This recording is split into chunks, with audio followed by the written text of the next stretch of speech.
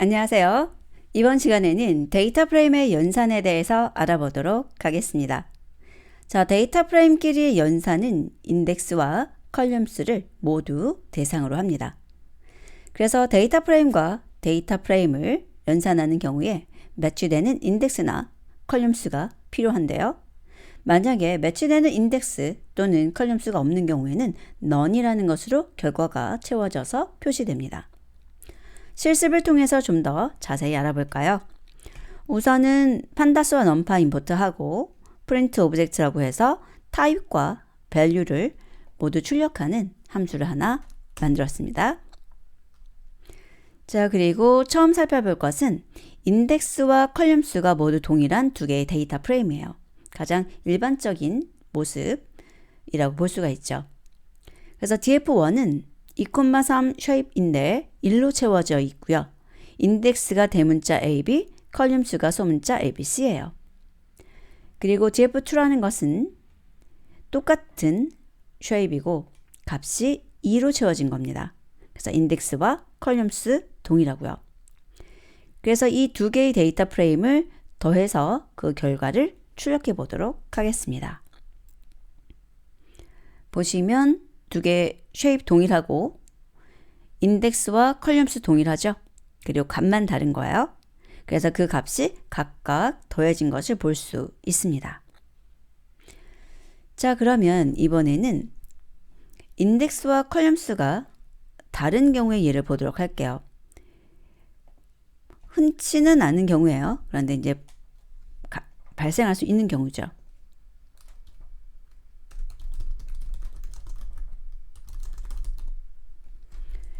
그래서 살펴보게 되면은 쉐입도 두 개가 서로 다르고요. df1 같은 경우는 인덱스가 C하고 B, 컬럼수가 A, B, C, D가 있고 df2는 인덱스가 대문자 A, B, 컬럼수가 소문자 A, C, D인 것을 볼 수 있습니다.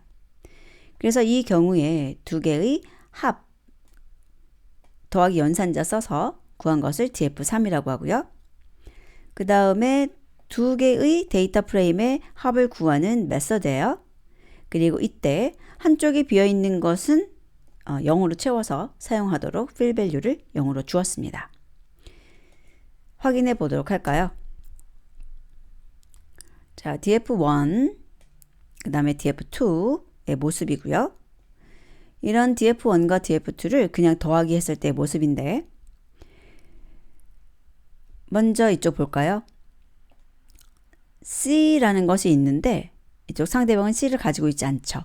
그러면 이렇게 C라는 것이 none으로 채워져서 들어가게 되고요. 그 다음에 B라는 것은 상대방이 가지고 있어요. 그런데 문제는 이 소문자 B라는 것을 또 가지고 있지 않죠. 그래서 그것은 none으로 채워진 것을 확인할 수 있습니다. 자, 그리고 상대방은 A를 가지고 있는데 그 A라는 것 지금 df1에는 없죠. 그렇기 때문에 none으로 채워지는 걸 확인할 수 있습니다.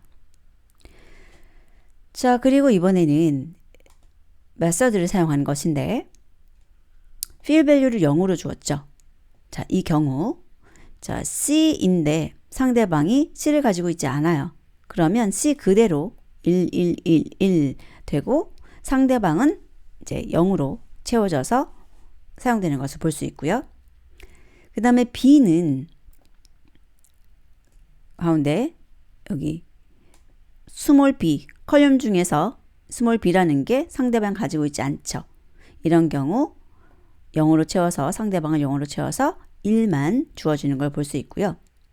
그 다음 A 같은 경우에는 지금 A가 이 상대방이 또 가지고 있지 않아요. 그럼 상대방을 0으로 생각을 하는 것인데 내가 B를 가지고 있지 않죠. A가 있는 곳에서 B가 없잖아요. 이 경우는 none으로 채워진다는 것 볼 수 있습니다. 그림으로 확인해 보도록 할까요? 그림을 보시면 지금 이쪽이 df1, 이쪽이 df2고요.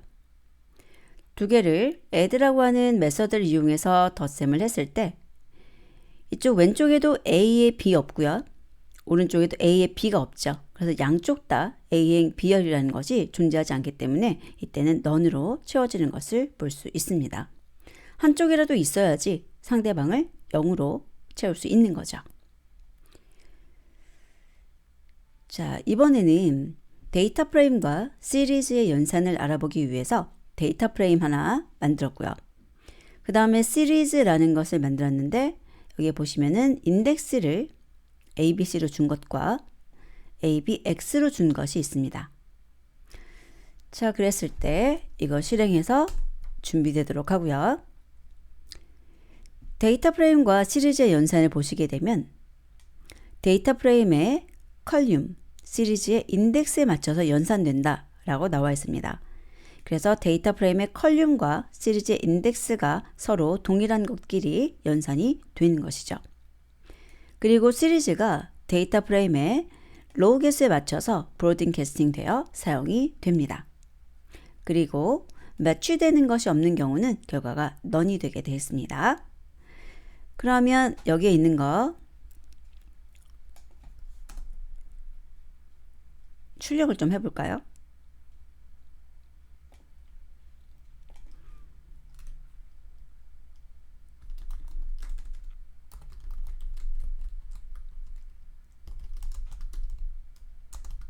이렇게 3개 출력을 해보고요.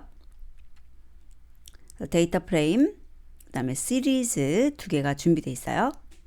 그리고 df2라고 하는 것을 df와 시리즈 1번의 합으로 구했습니다. 그러면 여기에 있는 컬륨과 여기에 있는 인덱스가 매치되는 ABC에 대해서 연산을 할 수가 있는 거죠. 그래서 여기 A라고 하는 인덱스에 대해서도 다 1 증가, B에 대해서도 1 증가 해서 333이라는 것으로 채워져서 만들어질 거예요. 자, 그럼 df1과 s1과 df2 출력을 하고 있는데요.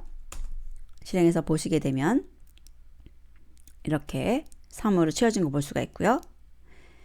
그 다음에 S1하고 DF처럼 서로 순서가 바뀌어도 동일하다는 거예요. 그래서 순서는 DF에다가 시리즈를 더하거나 시리즈에다가 DF를 더하는 방식 동일하고요. 이번에는 DF하고 S2라고 하는 것을 덧셈해 보려고 합니다.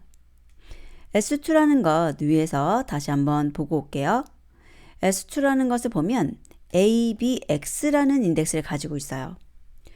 그래서 데이터 프레임의 컬륨하고 지금 겹치지 않는 것이 하나 있죠. X. 그리고 데이터 프레임에서는 C. 자, 그 부분이 어떻게 처리되는지 보세요. 보면 얘가 DF, 얘가 S2죠. 그러면 X라는 것과 C라는 것 여기다 모두 다 들어가는데 넌으로 채워지는 것을 확인할 수 있습니다.